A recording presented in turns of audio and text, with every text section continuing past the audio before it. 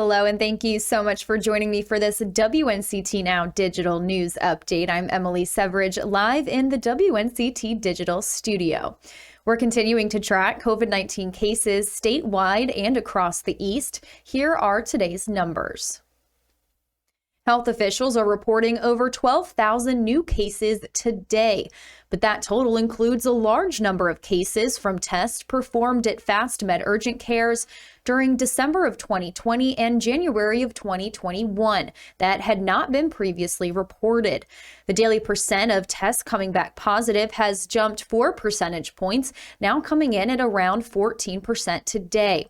On a positive note, hospitalizations continue to decrease. 35 fewer people are in the hospital with COVID-19 today than yesterday. A man suspected of firing shots at a Carteret County Sheriff's deputy has been charged with attempted first-degree murder. 72-year-old Hal Humphrey of Beaufort appeared in Carteret County District Court this morning. Humphrey was taken into custody on January 15th after a standoff that lasted more than 2 hours. The incident took place in the area of Blueberry Kennel Road near the Straits community. Not on your sides, Camila Abarco attended that court appearance today. Humphrey was charged with the attempted first-degree murder of Sheriff's Deputy Howard Shamel. He's also facing counts of discharging a weapon into an occupied property and one felony count of assault on a law enforcement officer with a firearm. Equality NC is an LGBT activist organization out of Raleigh. They're urging the Board of Education to revise written text to include more information and stories about groups who are often discriminated against. Our sister station in Raleigh reports. If you've ever sat in a social studies class, you may remember learning about slavery and Jim Crow. But Rebbe Curran of Equality NC says schools are leaving a lot out. Historically, institutions have erased histories of marginalized groups, namely BIPOC, Black, Indigenous, people of color, and LGBTQ. That's why Curran is calling on the State Board of Education to revise their curriculum to include language and stories of groups who are often marginalized. Proposed revisions to the K-12 social studies standards have included additions that encourage educators to discuss systemic discrimination, systemic racism, as well as gender identity. These standards we're talking about, they're not divisive. They're not giving us cause to look at them. Mark Robinson, North Carolina's first Black lieutenant governor, has been a vocal opponent of the push to rewrite the history curriculum. They point to calling our nation systemically racist, and I'm diametrically opposed to that. We as families can talk about racism in a way that is meaningful and impactful, that doesn't make any person wrong. While both sides of the debate seem willing to discuss their point of view, and I'm not going to go along to get along. While there are still attacks against our communities, we must continue to persist in this. Ultimately, it will be up to the State Board of Education to decide what, if any, changes will be made. In Raleigh, Holden Kerwicki, CBS 17 News. Super Bowl 55 headlines and more coming up after this short break. You're tired, winding down from a long day dealing with... Get the news you need at 11 to finish your day out right. A lot can happen between 6 and 11, but we've got you covered. From preparing the most up-to-date forecast in our weather center so you know what to expect in the morning, to continuing to follow stories that impact you and covering live breaking news. 9 on Your Side at 11 is here for you. Join us weeknights on 9 on Your Side News at 11.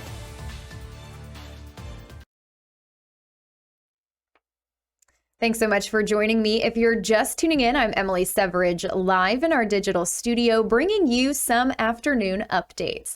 WNCT is bringing you live streamed updates every Monday through Friday at 1:30 p.m. and 4 o'clock p.m. to bring you the latest and up-to-date news before our nightly newscasts. A call center is now open in Duplin County for COVID-19 vaccine appointments.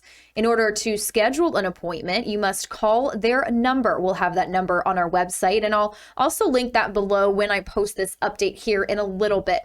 This drive-through clinic is open for groups 1 and 2, which are healthcare workers and adults 65 and older. There are 200 vaccination appointments available for this event.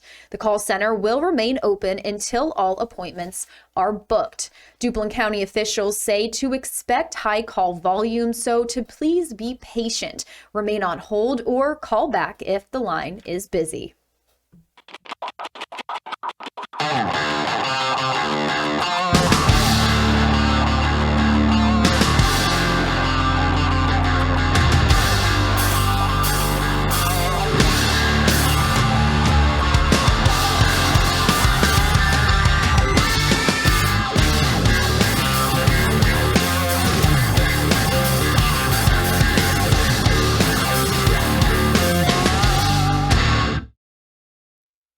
We're in the week leading up to Super Bowl 55, where the Kansas City Chiefs will take on the Tampa Bay Bucks for that championship title. Bucks and Chief fans across the country have been preparing all week for Sunday night.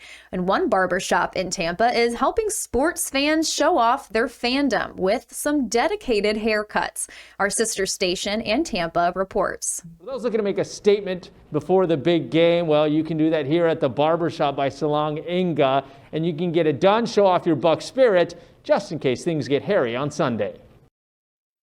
If you're a Bucks fan, the red runs deep. Huge Bucks fan. Been going to games for probably 20 years. Me and my dad used to have season tickets, go all the time. The Pewter Pirates in the Super Bowl again is a long time coming. Yeah, 2002.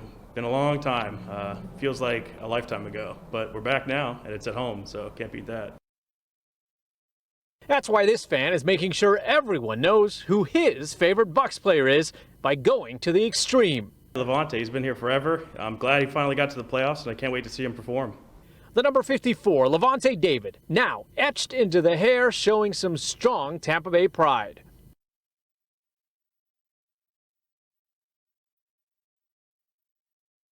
The Barbershop by Salong Inga is offering fanatics the chance to support their team, and if the Bucks win the Super Bowl, they'll enter a drawing for a chance to win a year's worth of free haircuts or the equivalent monetary donation to the charity of their choice. The Barbershop is also holding a second raffle where the winner will get a basket of goodies and the proceeds benefit Lamplighters Tampa. It's just a great organization that benefits our local community, and so any way that we can give back, of course, to Tampa being our main home team, then why not? And why not come in for a cold beer, a whiskey, or a scalp massage?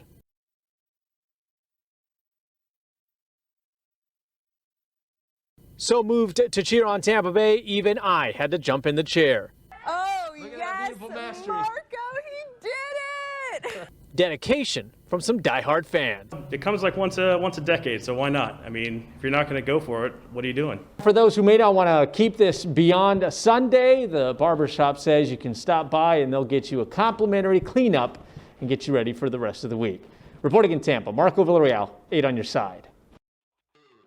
We will have continued coverage all day, every day leading up to Sunday, so stay with us here at WNCT for all of your Super Bowl 55 headlines and more. And stay with us on Friday for a special Super Bowl segment from WNCT. That's going to wrap up this WNCT Now Evening News Update. We got more news coming up for you tonight on our broadcast at 5 and 6. Thanks so much for watching.